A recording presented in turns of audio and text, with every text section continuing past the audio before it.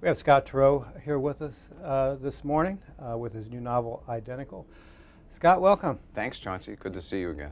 I first met you here in Miami when you were promoting Presumed Innocent. Wow. We won't say how long ago that was. Yeah, we were both a little younger. How does it feel coming to Miami now? Is it changed or? You know, the book fair gets bigger and bigger. Yeah. But I know it, pretty well by now. I even can find my way to the author's hospitality suite on my own without a guide. So, and I now know Miami through friends. So, but Miami's just kind of an amazing place. I always refer to it as the capital of Central America, and there's all that going on, and then there are about 46 or 47 different communities here. So it's it's not like anything else in the U.S. That's for sure. It has a bad reputation for not being a reader's town when it really is a reader's town. Yeah, I mean, you can tell from the book fair that it's a reader's town. What do you got, 150,000 people who come through here during the 6 or 5 days that the fair is open. So yeah, it's got to be a reader's town. Yeah, and the Books and Books, they have something like 60 reader events, writer events a month. Wow. And they're well attended. Tell me about the new novel, Identical, which has a pair of identical twins at its center. One has just gotten out of prison for a crime that perhaps he didn't commit. Right. Two identical twins, Paul and Cass Giannis. Paul's running for mayor. Cass, as you say, is about to get out of prison. The murder, Cass is in prison for murdering his girlfriend, and the brother of the girlfriend says not only did Cass do it, but so did Paul, the mayoral candidate. Paul sues for defamation. We go to court, and the reinvestigation of a 25-year-old crime. So the outlines of the plot are drawn from the Greek myth of Castor and Pollux, the Gemini.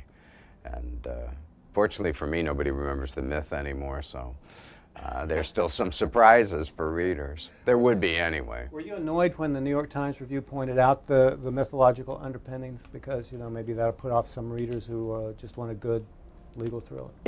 Chauncey, to talk about getting annoyed by reviews is virtually pointless.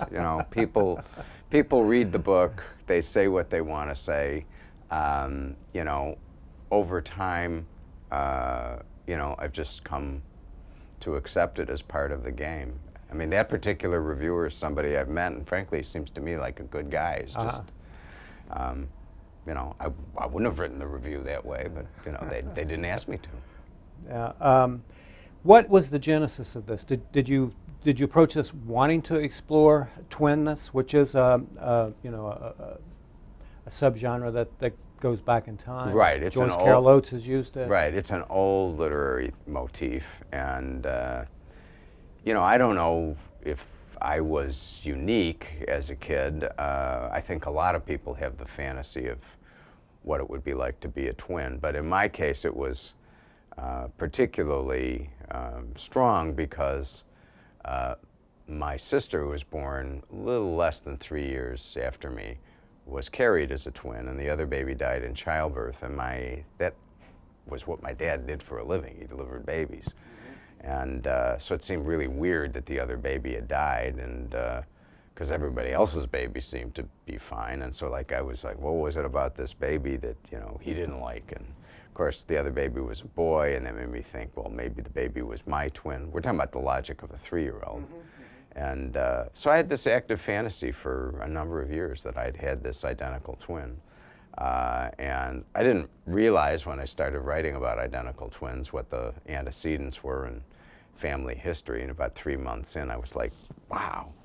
The other thing that's rattling along here in terms of sources is the now 50-plus-year-old murder of, not quite 50 years, of Valerie Percy, who was one of the twin daughters of Charles Percy, who was about to be elected U.S. Senator from Illinois, and she was killed in the Percy suburban mansion in this hail of blood and glass. And a lot of the details of the crime I sort of unconsciously extracted from that.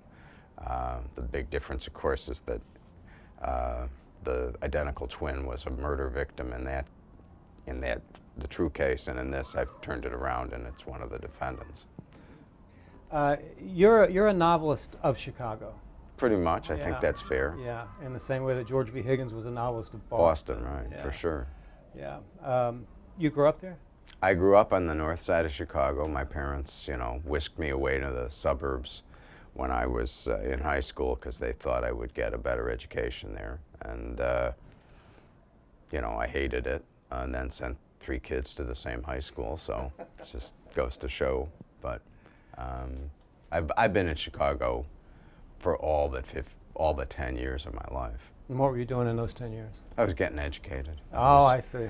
So I think it's actually 12 now that I count. Getting that JD, huh? Yeah, well, I was college, then I went out to Stanford as a writing fellow, taught there, and then I went back east for law school. So it's 12 years that I was out of there. What is it about Chicago that maintains your fascination from book to book? I think of Chicago as being the most American of our big cities. Everybody overseas, of course, thinks first of New York. But, how can it be a typical American city where nobody drives? So, New York is New York. It's sui generis. And frankly, the same thing's true about, this city. Oh, absolutely. There are a lot of people in Latin America who think of Miami first when they talk about American cities. But, Chicago is, nobody's there to make a career in show business. This is the place where the cattle was herded, where the railroads met. And it's always retained that identity that comes from centralness. So, it's still a confluence of American life that goes on there. Do all your books not only take place in the same city, but in the same fictional universe? I mean, are there any minor characters from the earlier books in this book? Oh, yeah. Even Miller, who was, one of the second bananas in a book called Personal Injuries that was published in 1999, now is back and a little more at the center stage, although there are probably 4 main characters in this book. But even at that time, she was an FBI agent who was watching a sort of rascally lawyer who turned for the government and was bribing judges on tape, something he'd done without the benefit of being watched before. And she was wrestling at that point with coming out. And so I guess it was important for me to see how she was doing in her quest to be happy. And, so she's investigating a murder and also dealing with some complications in her love life. I think that's one of the things that readers love about your books, is that they're on a continuum, and you see the same, someone who's a major character in one book, maybe a minor character in another, and vice versa. Right. I love it. It's fun for me. To write? Yeah. To just say, oh, I wonder how she's doing now. Or, take a character who is a minor character and sometimes disliked, and then, push him or her forward in the next book. So, I've got a character in this book, Tim Brody, who's a 81-year-old former homicide detective, and, he's clearly the reader's favorite. And, I may go back to Tim and figure something out for him. Mm-hmm. He's 81 in 2008, so I better think fast. You emerged more or less at the same time as John Grisham, both doing legal thrillers and both helping to make the legal thriller a really popular form. Right, no question. But John has sold more books. Oh my God! You have gotten much better reviews. Yes. How do you feel about that? It's sort of a twin that's right there, Well, Presumed Innocent was published a little bit before. A little bit before, yeah. And John always tells this story about Renee reading about the success of Presumed Innocent and saying to John, he was outside watching the kids at the pool, and he said, get your ass back inside and start writing. But look, I don't think if I tried to sit down and write one of John Grisham's books, I could. And I don't think John could write one of mine. And there's plenty of room for both of us.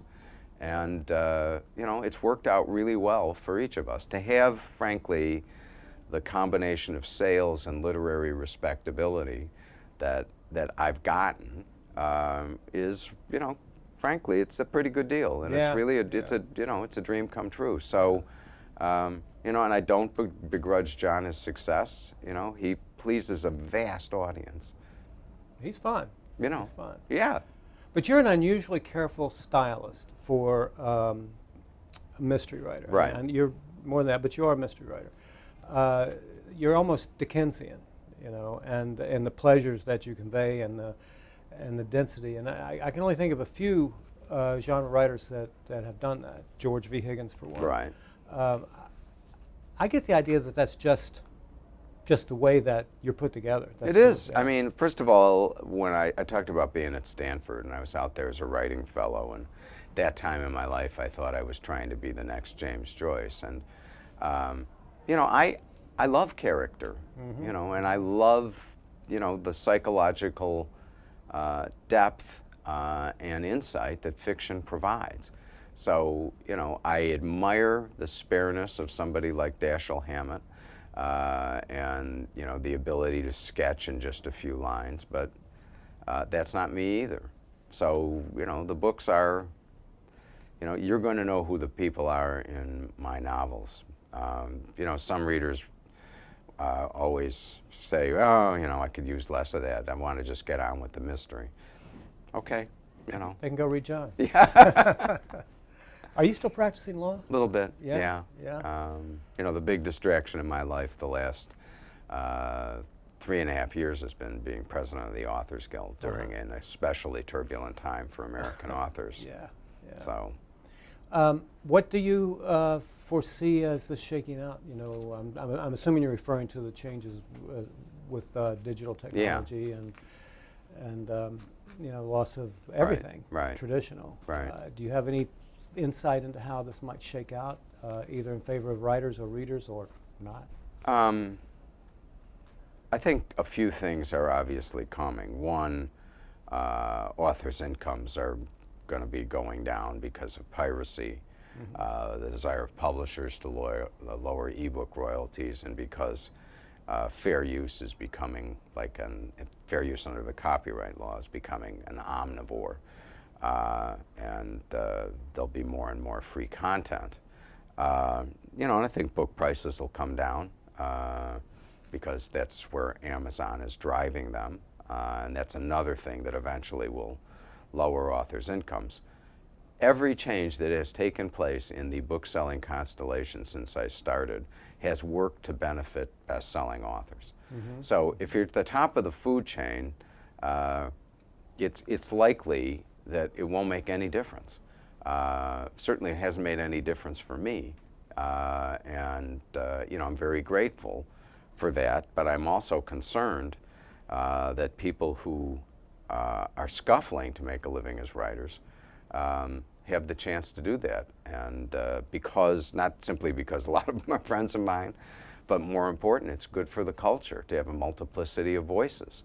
And that's what the Constitution envisioned, this independent class of writers who are out there generating ideas and expression, who weren't dependent on the government or a university or a patron, who were able to sell their work and make a living that way.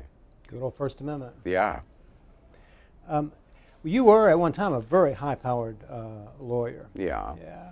How did you manage to, and that was while you were writing at the time. Yes. How did you manage you know, such demanding careers at the same time? You know, it was hard. I remember must have been the summer of 1989 or 88, Presumed Innocent had come out. And I was lucky. I went into private practice, and my practice was going great guns, and I was trying a lot of cases. And I'd get up in the morning that summer, and all I knew was I was on trial, and when I was shaving, I'd figure out which case it was. And of course, it became obvious after a while that I was not writing much. So I went to my law partners and said I'd like to be part-time, and originally, you know, part-time was like 90%, and, you know, now it's probably 10%. But, you know, been able to balance it with a lot of other things. I've sat on a number of government bodies, and you know, I'm still committed to what the law does. But of course, you know, it's a great gig to be a successful novelist. Yeah. You know, go upstairs every morning and play with your imaginary friends. How does your legal career and your writing career, how do they interact? How do they support each other? I mean, obviously, you must be a stickler for authenticity. Anything regarding the law in your novel? I try to be a stickler for authenticity, and you know, probably the only comment about Identical that bent my nose out of shape was when somebody claimed that, you know, a politician wouldn't sue for defamation, and I'm like, well, go ask my friend Jim McManus, who got sued by the mayor of Las Vegas. Yeah, I like to believe that my novels are legally credible. But you know, becoming a prosecutor, which was the first stop in my career as a lawyer, was immensely helpful to me in terms of you know, learning how to shape a story and speak to a popular audience. And frankly, it taught me lessons that I hadn't learned as a writing fellow at Stanford. So that was, you know, that was especially helpful. Flip side, you know, I think probably being a novelist, I write a better statement of facts than some of the other lawyers that I deal with. Do you think your level of authenticity rises to that of Law and Order? Well, Law and Order, I mean, has got, it is legally authentic, except that everything gets compressed.